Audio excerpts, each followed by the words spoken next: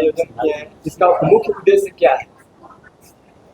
देखिए, शिक्षा वह हम लोग का धरोहर है जो हर एक ऊंचाई तक हम लोग जा सकते हैं। उद्देश्य यही है, जैसे आज हम शिक्षा से वंचित रहे, हमें जॉब नहीं मिला या नहीं कर पाया, उसका रीजन है शिक्षा। हमें सोचते हैं कि हमारे जैसा बहुत से ऐसे बच्चे हैं जो शिक्षा से वंचित रह जाते हैं। जैसे कि है, हमारे पास पैसा, आपके पास पैसा है, तो कोई डीएवी में, कोई क्रेन में, बहुत से ऐसे बड़े बड़े प्राइवेट स्कूल में पढ़ा रहे हैं। और शिक्षा ग्रहण करने का हर एक बच्चा का उद्देश्य और गार्जियन का भी रहता है जिज्ञासा कि बच्चों को हम पढ़ाएं, बट पैसा नहीं होता उनके पास। तो क्या करता है, सरकारी विद्यालय में पढ़ाता है, मैट्रिक तक पास हो जाता है किसी तरह से। बाद में नौकरी करने के लिए प्राइवेट कोचिंग संस्था में जाने के लिए उसके पास पैसा नहीं होता, जहाँ तैयारी किया जाता है, और पैसा का अभाव में तैयारी नहीं कर पाता है और वंचित रह जाता है। इसके लिए क्या कदम उठाया गया? तो मैं इसके लिए सोचा कि जो असहाय बच्चे हैं, गरीब तबके के बच्चे हैं, उसके लिए मैंने 9-10 इंस्टीट्यूट हैं, उन लोगों से बात की। शिक्षकगण भी आए हुए हैं, इन लोग भी हमें साथ दिए कि चलिए आपका कार्य बहुत सराहनीय है। जो बरसोना पंचायत के उस कोचिंग में पढ़ना चाहेंगे, जो कोचिंग का नाम लिखा हुआ था, बहुत सी पंपलेट में नाम भी लिखे हैं, बैनर भी डला हुआ, शिक्षक लोग भी हैं, वहाँ जाके अपना आधार कार्ड जमा करें और उसका पिताजी का नंबर चाहिए, उसका पिताजी का उसमें नंबर चाहिए। मैं वो बच्चा पढ़ेगा तो उनका फीस भी जमा करूँगा, और कहीं से और कोई त्रुटि आएगा, कठिनाई होगा, कॉपी किताब जो भी है, बुक पेन, हमसे वो संपर्क करेगा, उसका भी सहयोग करेंगे। तो हमें लगा कि शिक्षा बहुत जरूरी है।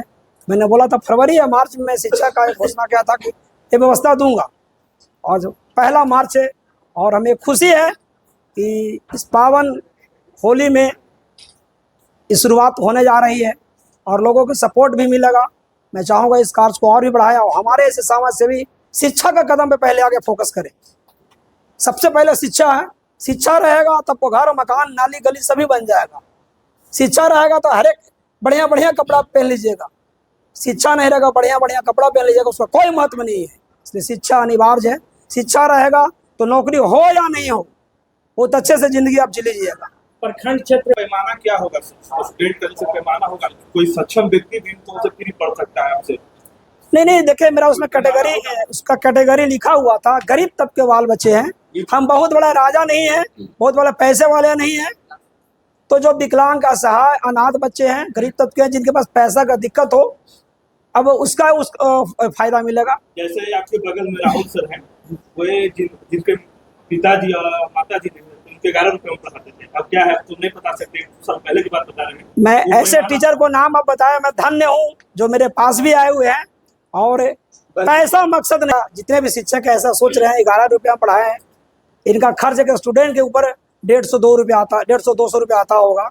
लाइट है, किराया है, कुर्सी है, टेबल है, बहुत सा है, उसमें सामग्रियाँ होता है, डस्टर बोर्ड, फिर 11 रुपये पढ़ा रहे हैं। तो जहाँ से इनकम वहाँ ही खर्च कर रहे हैं, और ये भी चाहते हैं कि बच्चे आगे बढ़ें।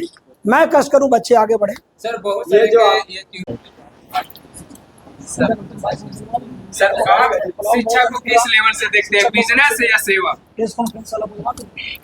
देखिए, आप लोग के चैनल के माध्यम से सबसे पहले तो आप लोग को बहुत बहुत धन्यवाद कि आप लोग इतना महत्वपूर्ण समय निकाल करके आप लोग हम लोग के बीच पहुँचे हैं।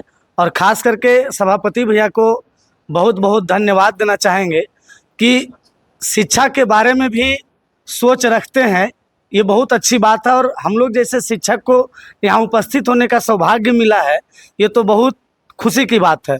और बात रह गई कि आपका जो सवाल है कि किस माध्यम से शिक्षा बिजनेस है, तो मैं आपको बता दूं कि आप कहीं देखे हैं, कहीं नहीं भी देखे हैं, उससे मुझे पता नहीं।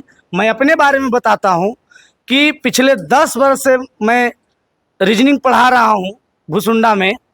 तो अभी तक कम से कम 500 से प्लस विद्यार्थी को मैंने गरीब, अनाथ, असहाय, बेसहारा, दिव्यांग बच्चे को मात्र 11 रुपया में पढ़ाए हैं। और बात रह गई कि यहाँ पे सभापति भैया का, तो अभी हम लोग का नया बैच स्टार्ट हुआ नहीं है पिछले 2 महीना से, लेकिन फ़ोन आना शुरू हो गया है। तो जहाँ तक के हम लोग से सक्षम हो, जहाँ तक भी हम लोग से बन सके, चूँकि हर कोई चीज़ पैसा नहीं होता है, और शिक्षा एक ऐसा चीज़ है जो आप कितना भी पैसा लगा लीजिए आप खरीद नहीं सकते हैं। जब यदि आप में हुनर होगा तो आप किसी और को सिखा सकते हैं। और शिक्षा को खरीदने के नज़रिए से मत देखिए, शिक्षा को सीखने के नज़रिए से देखिए। सर अभी भी बच्चों को 11 रुपये में पढ़ा रहे हैं? जी, अभी भी पढ़ा रहे हैं।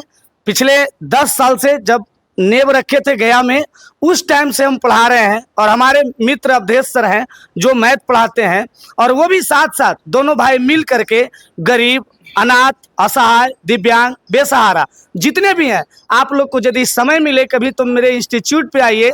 हम लोग के बैनर के सबसे ऊपरी पायदान पे लिखा हुआ है कि गया मानपुर के एकमात्र ऐसे संस्थान जहां गरीब, अनाथ, असहाय, दिव्यांग विद्यार्थियों को मात्र 11 रुपये में शिक्षा दिया जाता है। इसका साक्ष्य है, प्रमाण है, सब मैं दिखाऊंगा। कहाँ पे संस्थान है? भुसुंडा मोड़ ज्योति आँख अस्पताल के फर्स्ट फ्लोर पे। अपना परिचय। मैं Rahul Ranjan, excellent reasoning classes director, Bhusunda, Manpur गया।